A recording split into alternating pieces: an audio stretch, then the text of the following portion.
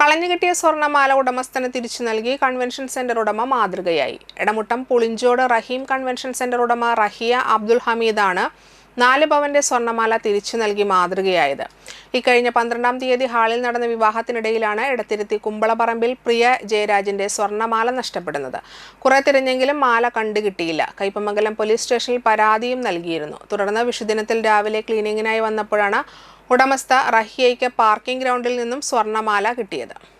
12-ാം തീയതി ഇവരുടെ ഒരു ഫംഗ്ഷൻ ഉണ്ടായിരുന്നു, കല്യാണമായിരുന്നു, മകളുടെ കല്യാണമായിരുന്നു. അപ്പോഴാണ് ഈ മാല പോയത്. പക്ഷേ അന്വേഷിച്ചിട്ടൊന്നും കിട്ടിയില്ല. ഇന്ന് രാവിലെ 7 മണിക്ക് ആണ് ഈ സാധനം എനിക്ക് കിട്ടിയത്. ഇതാ ഞാൻ ഏൽപ്പിച്ചു കൊടുത്തിരിക്കുന്നു. കൺവെൻഷൻ സെന്ററിൽ വെച്ച് ഉടമസ്ഥ പ്രിയ ജയരാജിന് മാല കൈമാറി. ഷമീർ അമ്പലത്ത് വീട്ടിൽ, മുഹമ്മദ് പഴൂപ്പറമ്പിൽ, നൂർജഹാൻ സിദ്ദീഖ് എന്നിവരും ചടങ്ങിൽ പങ്കെടുത്തു.